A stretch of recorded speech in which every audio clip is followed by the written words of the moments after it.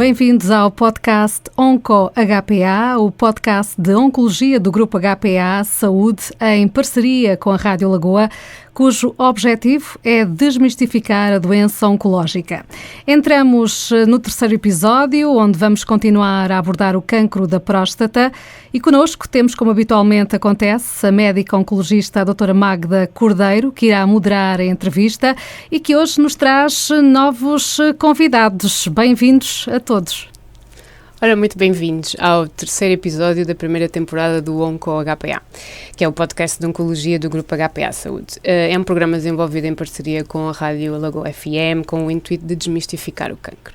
Nesta primeira temporada, temos vindo a focar-nos no cancro da próstata. Como sabem, nos episódios anteriores já revimos temas como a prevenção, o diagnóstico, o rastreio e o tratamento do cancro da próstata em fases iniciais. Hoje, neste terceiro episódio, vamos dedicar-nos ao tratamento do cancro da próstata em fases avançadas e para isso temos connosco dois convidados muito especiais, o Dr. André Cruz, que é oncologista nas unidades do Algarve do Grupo HPA Saúde, e o Dr. Domingos Roda, radio-oncologista na Clínica de Radio-Oncologia do Algarve. Muito obrigada por terem aceito este desafio e por terem encontrado um tempinho nas vossas agendas tão ocupadas para partilharem aqui umas ideias connosco. André, começamos contigo. Para contextualizar, daria para esclarecer um pouco os nossos ouvintes e os nossos espectadores sobre porque é que consiste exatamente um cancro da próstata em estadios avançados e como é que nós, os oncologistas, o costumamos classificar de cara a definir uma abordagem terapêutica? Então, muito boa tarde. Obrigado, Magda, pelo convite e por esta excelente iniciativa que continua e que, para além do diagnóstico e da abordagem da doença numa fase mais localizada, temos aqui a oportunidade de falar também um bocadinho mais da fase mais avançada e que, infelizmente, muitas vezes é uma das fases em que nós encontramos os nossos doentes quando chegam à consulta. O cancro de próstata avançado, à semelhança de outros tipos de doenças oncológicas, pressupõe que tenha havido uma disseminação das células tumorais, portanto, da doença oncológica, para além do seu local primário de formação, da sua gênese. Neste caso, na próstata, pressupõe que tenha havido uma saída dessas células antes do doente ter sido tratado de forma localizada. O doente pode ter sido tratado, nomeadamente com opções terapêuticas que foram abordadas no primeiro podcast, a terapêutica localizada, como braquiterapia, como radioterapia externa, como cirurgia, e possam ter permanecido algumas células localizadas que não foram tratadas ou removidas. E pode também acontecer que, à data do diagnóstico, a doença já se apresente numa fase avançada. Portanto, tenha sido uma doença silenciosa, que não tenha propriamente dado sintomas locais, urinários, que é muitas vezes uma das primeiras queixas dos doentes, mas que tenha evoluído de forma silenciosa e quando o doente teve alguma queixa, muitas vezes um dos sintomas de alarme não muito relacionados com as vias urinárias, como a dor óssea, a dor na coluna, a dor numa perna, por exemplo, e vem-se a descobrir no diagnóstico que é uma metástase óssea proveniente de um tumor da próstata. Portanto, pressupõe uma disseminação destas células fora do seu local de origem. A doença avançada, como em todas as situações, e não só na próstata, configura um prognóstico diferente, naturalmente, do que uma doença localizada, um tratamento mais desafiante e temos que, nesta fase, tendo todos os elementos do diagnóstico e do estadiamento da doença, o estadiamento quer dizer a extensão destas metástases, se é uma metástase única, se são metástases disseminadas, se é nos ossos, se é nos pulmões, se é no fígado, se é na cavidade pélvica. Portanto, temos que caracterizar bem a extensão da doença. E isto pressupõe o delinear de um plano multidisciplinar onde possamos integrar as diferentes componentes do tratamento, seja ele sistémico, chamamos de tratamento sistémico ao tratamento com recurso a fármacos, portanto, quer sejam fármacos orais, quer sejam fármacos endovenosos, em complemento com terapêuticas locais ablativas, digamos, por exemplo, a radioterapia externa, que tem o seu uso, e o Dr. Domingos referirá a sua utilidade e muito importante no tratamento da doença avançada, e esta conjugação de estratégias terapêuticas que nos permite controlar a doença e dar um melhor outcome, ou seja, melhores resultados de sobrevivência aos doentes. porque apesar de poder ser encontrada numa fase avançada ou de recidivar, ou seja, o doente foi tratado inicialmente com uma cirurgia ou com radioterapia ou braquiterapia, mas a doença voltou, como costumamos dizer, é uma doença com um curso geralmente algo indolente em comparação com outras doenças. Portanto, é sempre importante caracterizarmos e investirmos e tratarmos, porque de facto conseguimos alterar o paradigma e a história natural, a evolução desta doença. Há que referir também que nem sempre esta doença avançada e esta metastização, digamos que é visível ou que o doente assente em forma de metástases, por exemplo, ou que é visível num exame de imagem, num ataque. Por vezes há um fenómeno que nós chamamos, uma ocorrência que é recidiva bioquímica, e isto já configura de alguma forma uma doença avançada, ou seja, que já escapou ao tratamento local. E como é que isto se manifesta? O doente muitas vezes não sente, não vemos no ataque, mas temos um PSA, que é um marcador tumoral que é identificável nas análises, que é bastante fiável no seguimento desta doença. É um PSA que sobe, mesmo com uma pessoa que esteja assintomática e um ataque, por exemplo, sem imagem de metástases.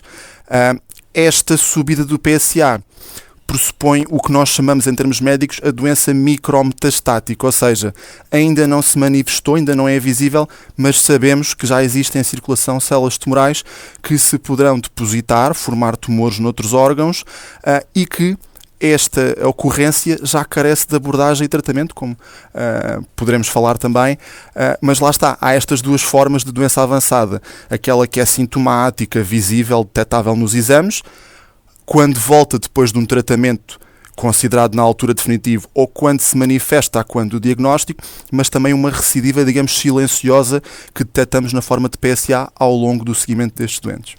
Bem, então, assim, em concreto, que opções de tratamento nós podemos oferecer aos nossos doentes nestes estádios, no estádio avançado?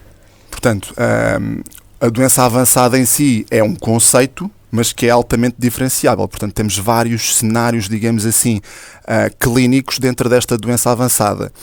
Podemos ter, lá está, como eu dizia, uma doença avançada, uma recidiva assintomática na forma de uma subida de PSA.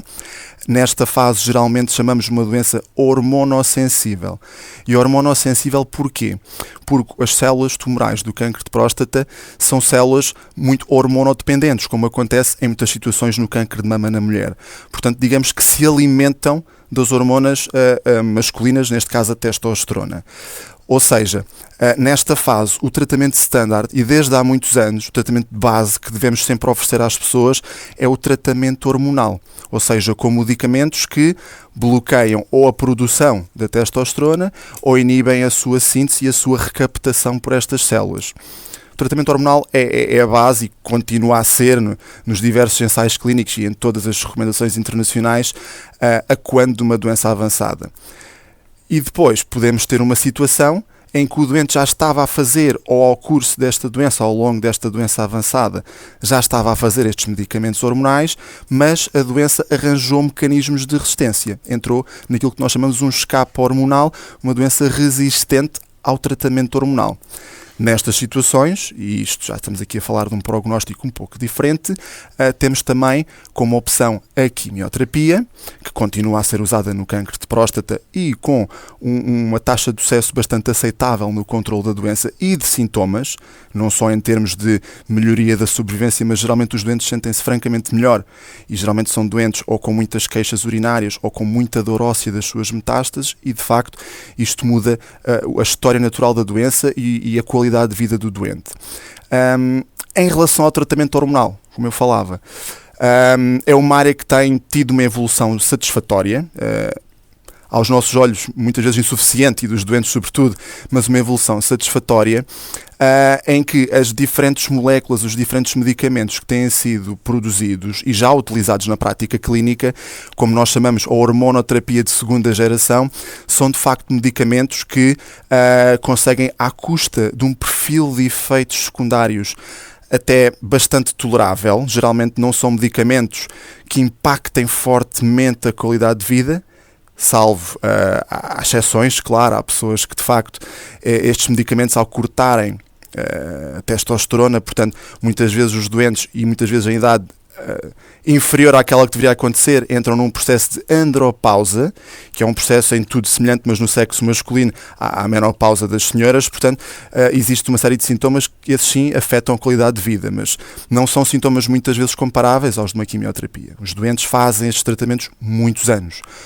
1, 2, 3, 6, 7 anos de tratamento hormonal, e passam bem e fazem a sua vida e muitas vezes trabalham. Portanto, a hormonoterapia é essencial. E temos medicamentos cada vez melhores nesta área. A quimioterapia, infelizmente, não temos muitas opções.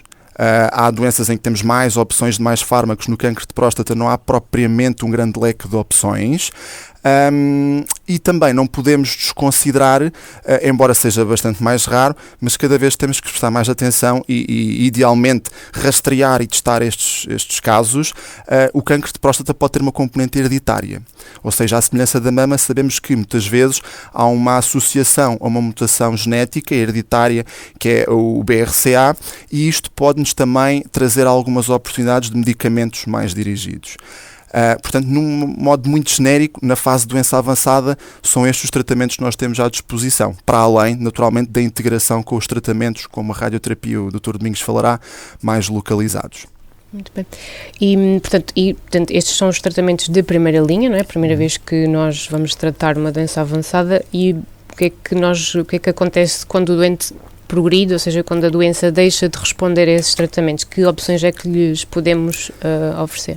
Isso naturalmente que é um problema e é uma área de necessidade médica e inevitavelmente acontece, como eu disse, as células tumorais, embora geralmente sejam sensíveis ao bloqueio hormonal, que é o seu alimento, digamos, a testosterona, mas invariavelmente, mais cedo ou mais tarde, por mecanismos que muitas vezes ainda não conhecemos, acabam por entrar em escape hormonal e são resistentes a essa mesma terapêutica. Nestes casos, devemos muitas vezes, e geralmente mantemos, digamos que esta ablação terapêutica, e complementamos, como digo, com quimioterapia, mas também já começam a existir outras opções de uma forma, digamos assim, inovadora de se produzirem alguns medicamentos que já são uma realidade em cancro de próstata, que são os chamados radiofármacos, que são medicamentos que geralmente reservamos para linhas mais avançadas, como dizes, no contexto dessa progressão. Estão a ser testados em fases mais precoces, cujo sucesso ainda não está muito bem evidenciado em ensaios credíveis e ensaios robustos do ponto de vista estatístico e científico, mas há essa tentativa. Já os temos disponíveis nessa situação da progressão. E os radiofármacos são medicamentos, portanto são injetáveis, mas que têm um mecanismo de ação mais dirigido, porque são medicamentos, digamos que acoplados a radioligandos, portanto a medicamentos como se fosse o contraste de um exame de uma PET-TAC, por exemplo, ou de uma PET-PSMA, que é o que nós usamos no cancro de próstata, que vão ter uma grande afinidade aos receptores de PSA, que são os receptores que estão na célula tumoral. Portanto, transporte esses fármacos de forma um pouco mais seletiva, não totalmente, mas bastante mais seletiva que, por exemplo, a quimioterapia, para essas células afetadas. Neste momento já fazemos em prática clínica, não no Algarve, infelizmente, que é uma realidade regional que ainda não nos permite ter esse tipo de tecnologia, mas, por exemplo, e temos uma ligação e uma articulação muito boa com Lisboa, nomeadamente com a Fundação Champalimau, para onde referenciamos muitos doentes nestas situações, para fazer um radiofármaco dirigido a doença avançada no osso, mas também já existe um radiofármaco que é o lutécio, que não é só dirigido ao osso, mas a todas as células tumorais, a qualquer forma de evolução e de progressão desta doença, que geralmente são tratamentos bem tolerados e que de facto constituem mais uma opção no leque de opções que temos para estas situações de progressão, e que muitas vezes acabamos por utilizá-las em sequência, e muitas vezes permite-nos mais tarde resgatar até outros tratamentos hormonais que fizemos em fases mais iniciais ou até novamente a quimioterapia, porque digamos que controlamos a doença e permitimos que o doente se mantenha numa situação estável e com boa qualidade de vida e uma longevidade superior. Muito bem. Então aqui também na próstata a medicina de precisão ganha também um foco, não é? Isso seria o ideal na prática clínica e cada vez mais em termos técnicos estamos habituados e somos confrontados e deveríamos tê-lo disponível de uma forma mais abrangente a questão da medicina de precisão dos alvos moleculares, que basicamente, e para as pessoas perceberem, são análises que nós já fazemos em termos de anatomopatologia, mas mais complexas, com tecnologia superior, uma técnica que é a Next Generation Sequencing, que permite, digamos, detectar toda e qualquer mutação, à luz do que se conhece hoje em dia, e perceber se essas mutações já têm alguma forma de alvo terapêutico, algum medicamento desenhado e construído para essa mutação. Isto seria o ideal, quer em próstata, quer em qualquer patologia, mas infelizmente, para além de ter custos muito elevados, este tipo de sequenciação molecular e genética não é uma realidade. Está disponível, mas não é uma guideline, digamos assim, e não está de uma forma abrangente disponível para todos os doentes. E também há que ter em mente, porque muitas vezes criam expectativas defraudadas pelo que se lê a nível de internet e de informação médica e muitas vezes até de consulta de segunda opinião, que esses alvos moleculares, essas opções, é um nicho, ou seja, não é para todos os doentes. Muitas vezes as pessoas chegam com uma expectativa, doutor, mas pode haver alguma alteração molecular, vamos fazer o teste. Eu costumo dizer sempre, claro que sim, e devemos. O ideal era termos sempre uma fotografia o mais pixelizada possível para sabermos o que é que podemos atacar e dar mais opções, mas isso infelizmente ainda constitui um nicho, ou seja, a percentagem de situações em que isso pode acontecer é escassa, mas devemos sempre e cada vez mais fomentar a sua utilização. Bem, obrigada, André. Domingos, sendo assim, seguindo aqui o raciocínio e a linha de pensamento, num estadio avançado, ou seja, quando já existem metástases à distância, noutros órgãos que não são a próstata, faz sentido irradiar a próstata? Eu antes de mais queria agradecer o convite, é um privilégio, é uma honra e é mesmo um prazer estar entre dois colegas e amigos de longa data, e agradeço muito por isso. Voltando aqui à questão, diria que pode fazer mesmo muito sentido, apenas para contextualizar e até para desmistificar um bocadinho a radioterapia. A radioterapia pode ser externa quando utiliza feixes de radiação ou pode ser de contacto, que, tal como o Dr. André já falou, a braquiterapia, que é colocado numas sementes dentro da próstata. Mas o que a radioterapia vai fazer é uma quebra das cadeias de DNA da célula tumoral e desta forma implicar a colocação de erros no DNA que vão provocar problemas na sua multiplicação, portanto, e essas células acabarão por morrer por fenómenos da apoptose, enquanto as células normais ainda têm a capacidade de recuperar desse dano subletal. E é claro que a radioterapia, como qualquer tratamento oncológico, é um equilíbrio entre a probabilidade de controle tumoral e os efeitos secundários potenciais. Em relação à radioterapia em particular, nós sabemos que quanto maior é a dose de tratamento, teoricamente maior seria o controle tumoral. O problema é o que está à volta. O problema são os órgãos que envolvem, que também vão sofrer e podem eventualmente ter efeitos secundários. E é esta janela entre estas duas situações, que se chama em radioterapia o índice terapêutico, que permite a janela de oportunidade desta técnica, deste tipo de tratamento. Voltando aqui especificamente à questão, historicamente parecia não fazer sentido. Isto é, se temos uma doença que já não está no órgão inicial, neste caso já está fora da próstata, inicialmente parece não fazer sentido tratar esse órgão quando a doença já se espalhou. No entanto, a literatura tem avançado nesse sentido e cada vez tem havido mais evidência em doentes selecionados, como também já falou o Dr. André, que os doentes têm que ser bem selecionados, naquilo que a literatura denomina os low volume, portanto tem uma baixa carga tumoral, geralmente com menos 3 ou 4 lesões e sem metastização em órgãos viscerais. A radioterapia neste contexto pode ter um impacto estatisticamente até significativo na própria sobrevivência do doente. É claro que sempre em combinação com as terapêuticas sistémicas já faladas. Portanto, aqui o ponto fulcral, e se calhar em tudo na medicina, é voltarmos aqui à questão de uma boa seleção dos doentes. Quais são os doentes que podem beneficiar do tratamento a um órgão ou à zona de primária de doença.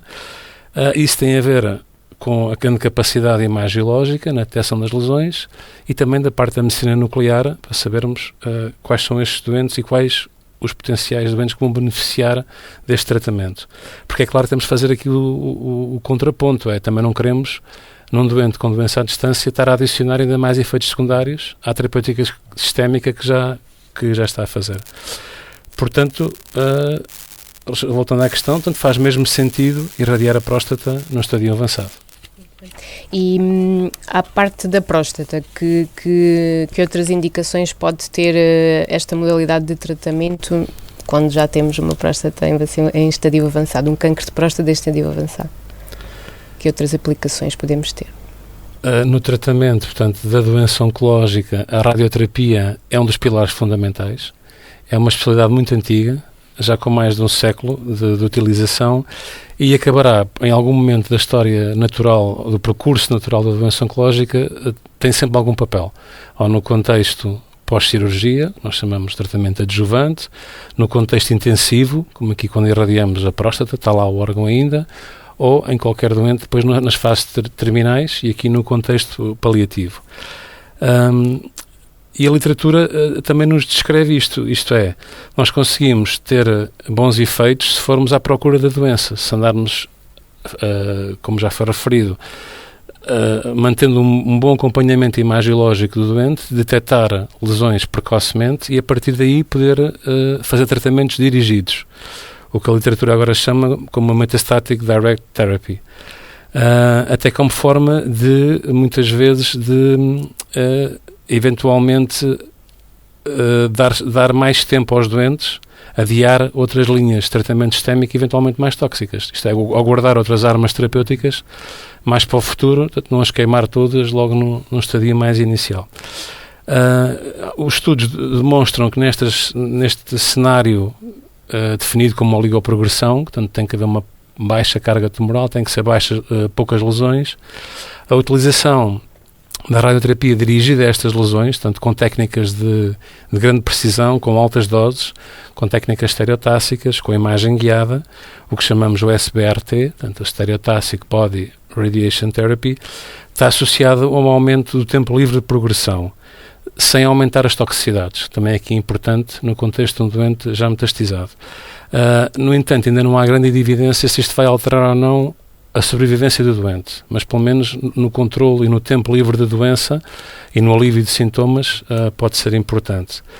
No contexto puramente paliativo, a radioterapia tem sempre um papel em qualquer doença oncológica quando queremos paliar algum sintoma, ou quando queremos paliar, aliviar, controlar algum sintoma, nomeadamente no controle da dor óssea, tanto secundária à metastização, aí a radioterapia é muito efetiva e há estudos já com muitos anos que demonstram esta capacidade na diminuição do risco de fratura óssea. Outra grande indicação no contexto urgente é na compressão medular, portanto, quando os corpos vertebrais estão atingidos e há uma compressão extrínseca, tanto da espinal medula, que leva a um quadro de alterações neurológicas, e há aqui uma janela de oportunidade, tanto entre a instalação do edema vasogénico e a isquemia ou infarto medular, há aqui uma janela de 48 a 72 horas em que a radioterapia pode ter um efeito potencial na reversão ou pelo menos na minimização do quadro neurológico. É claro que está em conjunto com outras especialidades, nomeadamente a neurocirurgia, mas mesmo nesse contexto em que há uma indicação neurocirúrgica descompressiva inicial, mesmo depois disso a radioterapia também entra, porque é obrigatório, digamos, irradiar essa área que foi mexida cirurgicamente para otimizarmos os resultados clínicos e diminuirmos o risco de recidiva locorregional galopante nessas áreas. Mais uma vez aqui a multidisciplinaridade, não é? A ganhar grande importância. Então aqui mais ou menos para finalizar o guião e apanhar um pouco aquilo que disseste ao início sobre os efeitos secundários da radioterapia. Sabemos que existem, muitas vezes os doentes têm medo, não é? E aqui o nosso objetivo é desmistificar um bocado isso. Podes-nos explicar quais é que são os principais efeitos secundários da radioterapia e o que é que tem sido feito, desenvolvido nos últimos tempos para diminuí-los e de alguma forma mitigá-los? Na verdade também para desmistificar, porque muitas vezes os doentes confundem a radioterapia com a quimioterapia. E aqui a diferença começa logo por aí, não é? Portanto, a quimioterapia, como já foi explicado, um tratamento sistémico, tem efeito no corpo todo. A radioterapia é sempre um tratamento localizado. Portanto, agora, a radiação vai ter que atravessar os órgãos, neste caso a próstata, que é um órgão profundo, central, e os feixes de radiação vão ter que atravessar os órgãos normais, nomeadamente aquilo que está à volta, que é a bexiga e o reto, e as ânsias intestinais, para ter o seu efeito. Portanto, e estes órgãos é que vão sofrer, portanto, localmente, com os efeitos secundários dos tratamentos. Há 3 grandes grupos, digamos, de efeitos secundários, os geniturinários, os gastrointestinais, e depois há aqui a parte sexual, que incomoda muito sempre os homens, é uma coisa importantíssima, até mais por vezes do que qualquer um dos outros efeitos secundários. A nível geniturinário, nós sabemos que mais ou menos metade dos doentes vão ter sempre algum tipo de queixa. Muitos coisas muito leves, outros a precisar de alguma medicação para alívio. Porquê? Porque na irradiação da próstata a bexiga está mesmo colada, portanto a parede posterior da bexiga está dentro do volume de tratamento. Portanto, há aqui sempre a clínica, o que se chama a cistite rádica da próstata. A uretra, e aqui vem a questão da uretrite, portanto é o tubo, digamos assim, que liga a urina, portanto, que liga a bexiga para o pénis, para a urina poder sair para o exterior, passa mesmo pelo meio da próstata. Portanto, é um órgão de risco, o qual não podemos evitar, porque a próstata é irradiada como um todo e surgem alterações associadas a isto. Mas, no geral, são alterações inflamatórias localizadas. Aqui no contexto pélvico, portanto, temos as de padrão mais obstrutivo, como a excitação miccional, a diminuição do fluxo urinário, ou o aumento da frequência urinária, e o padrão mais hiperreativo, como a urgência miccional, o aumento também da frequência, o ardor urinário, que mimetiza muito até o quadro das infecções urinárias nas mulheres. Depois temos os efeitos gastrointestinais. São um bocadinho menos frequentes do que os geniturinários, dão à volta de 30% dos doentes, e têm a ver com também fenómenos inflamatórios locais. A diarreia, a proctite, tanto estados inflamatórios anorretais, dor anal, a sensação de peso anal, por vezes até alguma possibilidade de perda de sangue nas fezes, quando as fezes são mais duras, uma clínica semelhante à patologia do complexo hemorroidário. Depois, na parte sexual, aqui a literatura divide-se muito. É claro que os doentes já estão a fazer e já fizeram manipulações hormonais, e muitas vezes a grande disfunção sexual não tem a ver com a radioterapia, tem a ver com as terapêuticas que já foram feitas.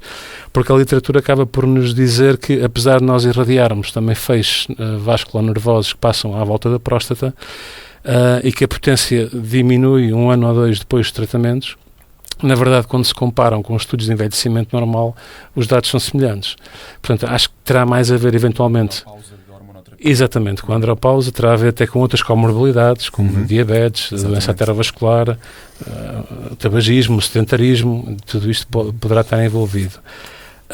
A nível do controle, passando aqui o que é que podemos fazer para controlar a parte do doente, e aqui são as boas práticas qualquer pessoa saudável devia seguir. Tanto aqui é uma boa hidratação durante os tratamentos, os cuidados alimentares, tanto a boa dieta portuguesa, mediterrânica, zero tabaco, exercício físico, e depois seguir as instruções, tanto dos médicos, quando é dada a terapêutica de suporte, exatamente para aliviar os sintomas e fazer disto um tratamento confortável e bem sucedido.